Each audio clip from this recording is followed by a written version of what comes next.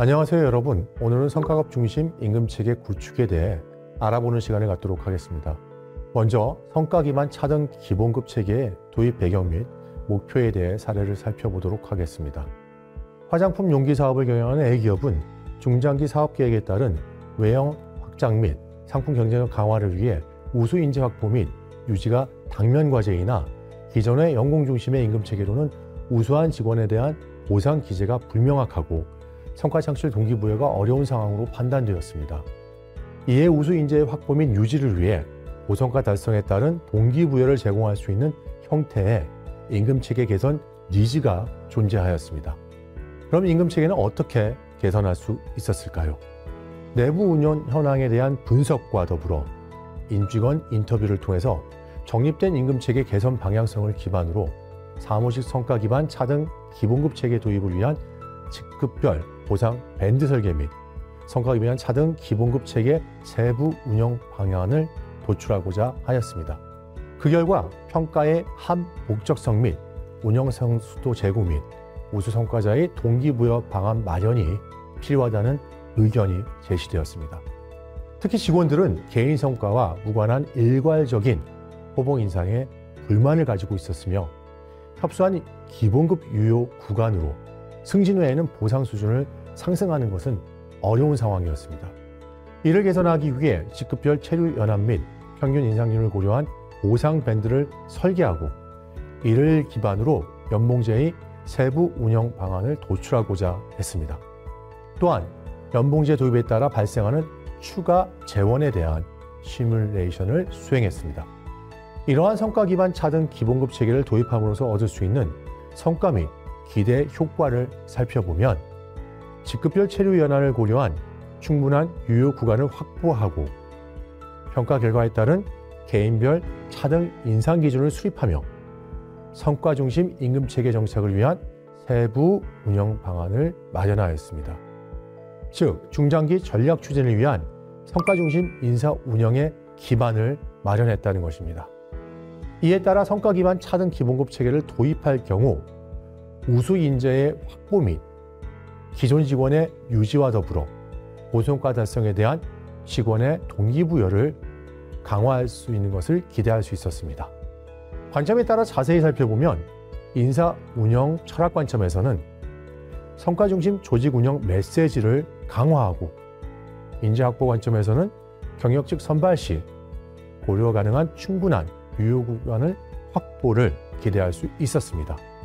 또한 동기부여 및 인재 유지 관점에서는 고성과자가 동기부여 확보를 할 수 있고 또 보상 경쟁력을 강화하고 그리고 승진 이외의 보상 인상도 가능하도록 했습니다. 또한 인건비 운영 관점에서는 운영 유연성 제고로 환경 변화에 능동적인 대응이 가능하여 연도별, 직급별, 유연한 밴드 내 인상률을 결정할 수 있었습니다.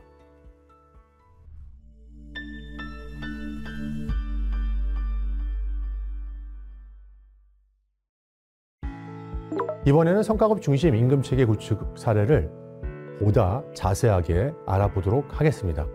실제 기업들의 사례를 통해서 총인건비 통제, 임금 경쟁력 확보, 직무가치의 방연, 연구직 임금체계 차별화, 그리고 조직 및 개인 성과 연계 등 다양한 목표를 달성하기 위한 전략적인 임금관리 방안을 살펴볼 수 있었습니다. 각 사례는 구체적인 문제 상황과 개선 방안을 제시하고 있으므로 여러분의 회사에 적용 가능한 아이디어를 얻으실 수 있을 것입니다. 첫 번째는 총인건비 통제 측면에서의 전략적 인상재원 관리 방안입니다. K사는 매출액 1,000억 이상, 종업원 수 100명 수준의 자동차 부품 산업 2차 협력업체로 고조율 사원의 초임을 기준으로 호봉에 따라 100만 원씩 인상되는 형태의 단일 호봉제를 운영하고 있었습니다. 매년 최저시급 인상 시 고조율 초임 인상에 맞춰서 전체 테이블이 자동적으로 인상되고 있으며 개인별 호봉 인상에 100만 원이 추가 반영되어 전사 성과와 무관한 인건비가 부담이 점점 가중되는 구조였으며 구성원은 임금 인상 이유를 인식하기 어려워서 임금 인상의 동기부여 효과가 낮은 상황이었습니다. 이를 개선하기 위해서 단순 사무보조 업무를 수행하는 직종과 일반 관리직의 별도의 임금 체계를 적용함으로써 최저 시급 인상 영향을 최소화하려고 했습니다. 인상 지원은 경제 상황을 반영한 이론적 기준값을 바탕으로 내외부 요인을 고려함으로써 선제적으로 이를 결정함으로써 전략적 인건비 통제가 가능해졌습니다. 결정된 인상 재원은 개인별 성과에 따라 차등 분배하여 향후 직급 성과 기반 차등 기본급 체계로의 전환을 위한 기반을 마련하였습니다.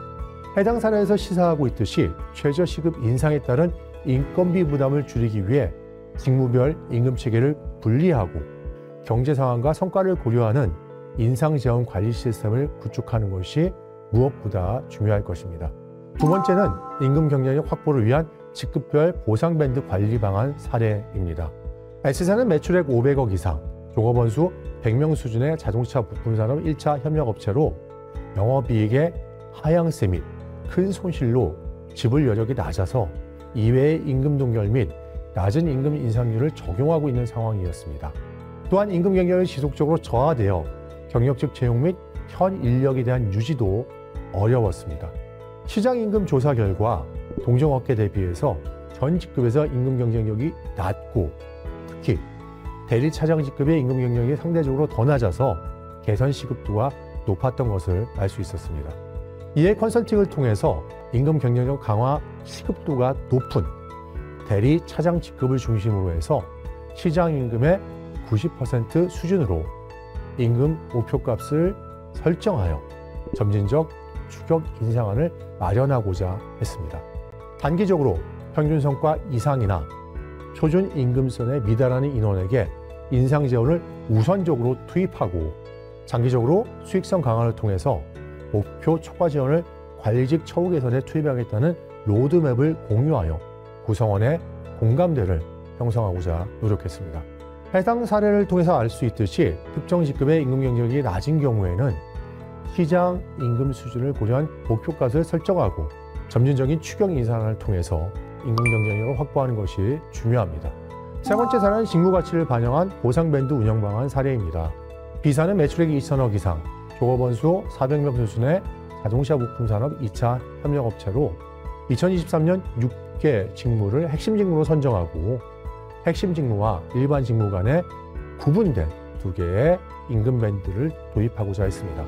그러나 핵심 직무 선정 근거가 부족해서 임금 차등에 대한 공감대가 또한 부족했으며 일반 직무에서도 외부 시장 임금 수준이 높은 경우가 일부 존재하고 있는 상황이었습니다. 이러한 상황을 개선하기 위해서 직무평가를 통해 시장에서 임금 수준이 높고 그에 맞는 역량이 필요한 직무를 핵심 직무로 선정했습니다. 직무평가본은 제조업의 표준화된 직무평가 도구를 기반으로 자동차 부품업과 당사의 특성을 반영하여 확정하고 직무평가 점수, 이격 구간, 구간별 직무수를 종합적으로 고려하여 총 3개 등급 구간으로 분류함으로써 직무 간 임금 차등에 대한 근거를 명확히 하고자 했습니다. 그리고 중간 등급을 기준으로 하여 플러스 마이너스 10%, 상한값과 플러스 마이너스 3%의 하한값을 적용한 직무 등급별 보상 밴드를 설계하고자 했습니다. 기존의 일반 직무와 핵심 직무의 보상 밴드 간 차이, 플러스 10%, 플러스 3%를 그대로 준용한 직무 가치가 낮은 직무 등급 1등급의 하위 보상 밴드를 신설한 형태로 지나친 인건비 증가 부담을 완화하고 직무 운영의 유연성을 확보하는 전략을 추진했습니다. 해당 사례를 통해서 알 수 있듯이 직무평가를 통해서 객관적인 직무 가치를 산정하고 이를 바탕으로 보상 밴드를 설계하여 임금 차등에 대한 공정성을 확보하는 것이 무엇보다 중요합니다. 다음은 연구직 대상 임금 체계 차별화 방안입니다.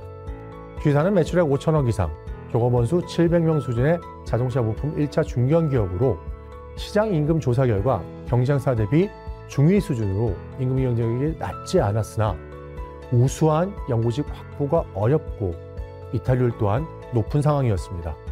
또한 직군 차등 성과주의 도입에 전반적인 공감대는 이미 형성되어 있었습니다.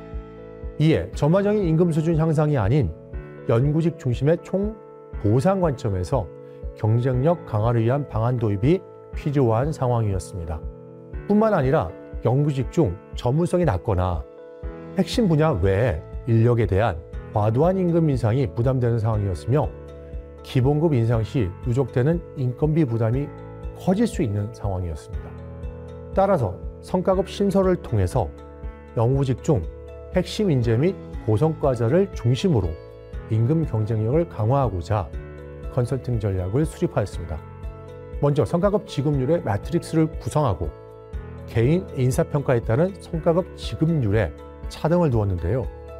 신규 성과급은 직무 가치평가, 조직 기여도, 개인 평가 등급을 복합적으로 고려하여 이를 지급함으로써 연구직 내에서도 전문 인력 중심으로 차별화를 가능케 하고 사전적인 직무뿐만 아니라 직무 수행 결과인 개인 평가도 반영될 수 있도록 설계하고자 노력했습니다. 해당 사례를 통해서 알 수 있듯이 특정 직군에 대한 임금 경쟁력을 강화하기 위해서는 기본급 인상보다는 성과급 제도를 활용하고 직무 가치, 조직 기여도, 개인 평가 등 다양한 요소를 종합적으로 고려하여 성과급을 지급하는 것이 무엇보다도 효과적입니다. 마지막으로 조직 및 개인 성과 연계 임금 체계 운영 방안 사례입니다.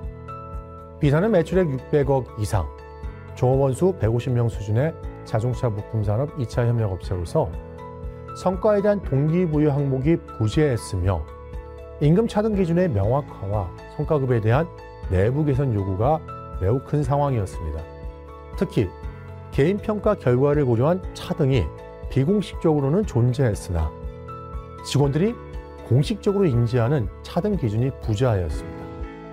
이에 컨설팅을 통해서 기본 연봉의 차등 인상 기준을 마련하고자 노력했습니다. 역할 단계와 성과 책임 수준을 고려하여 평가 차등 개수를 사원은 1.0배, 대리는 0.8부터 1.2배, 과장 차장은 0.6부터 1.4배, 부장 및 직책자는 0.4부터 1.6배로 차별화하고자 노력했습니다. 그리고 성과급을 신설하여 인건비 인상 재원을 기본급 인상 재원 70%와 성과급 재원 30%를 분할하고 전사, 조직, 개인 성과를 연계한 차등 지급 기준을 마련했습니다. 특히 팀 간 협업 및 공동 성과 달성 유도를 위해서 팀 성과가 아닌 본부 성과를 조직 성과에 반영함으로써 개인 성과와 연동하고자 노력했습니다. 해당 사례를 통해서 알 수 있듯이 임금의 차등 기준을 명확히 하고 성과급 제도를 도입하여 성과에 따른 보상을 강화하는 것이 무엇보다 중요합니다. 또한 개인 성과뿐만 아니라 조직 성과를 함께 고려하여 팀워크와 협력을 유도하는 것이 효과적일 것입니다. 지금까지 살펴본 다양한 기업의 전략적인 임금관리 방안과 같이 각 회사의 상황과 목표에 맞는 임금관리 방안을 수립하고 지속적으로 개선해가는 노력이 필요할 것입니다.